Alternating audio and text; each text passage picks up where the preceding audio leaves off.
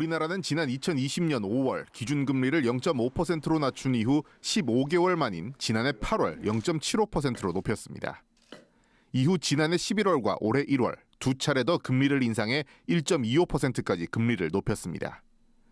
미국도 2020년 3월 기준금리를 0.25%로 낮춘 이후 2년 만인 이달 0.5%로 기준금리를 높였습니다.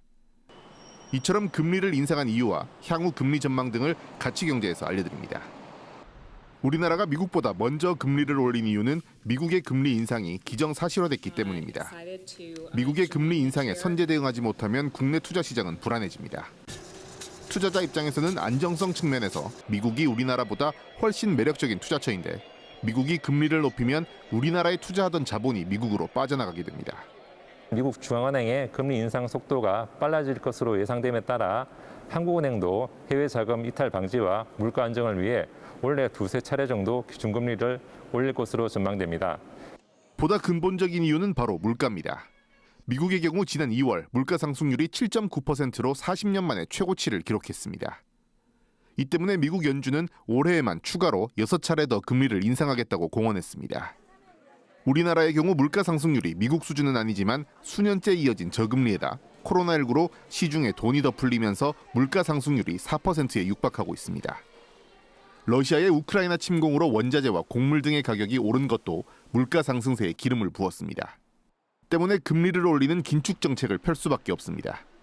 오늘 퇴임한 이주열 한국은행 총재는 끝까지 추가적인 금리 인상이 필요하다고 강조했습니다.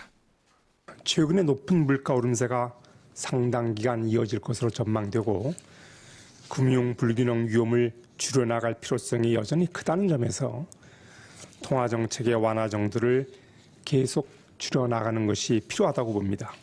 실제 금리를 인상하면 시중에 풀린 돈이 다시 은행으로 회수되면서 물가 상승을 억제하는 효과가 있습니다. 또 원화 가치가 높아지고 과열된 시장도 다소 진정됩니다. 금리가 높아지게 되면 그 인플레이션이 억제가 되고요.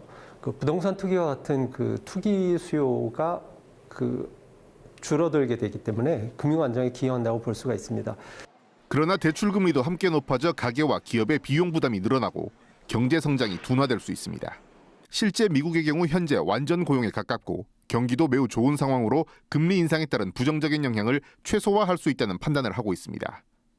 반면 우리나라의 경우 수출입 등이 코로나19 이전 수준으로 회복하고 있지만 여전히 경기 전망은 나빠 금리 인상의 부정적인 영향이 더 강하게 나타날 가능성이 있습니다.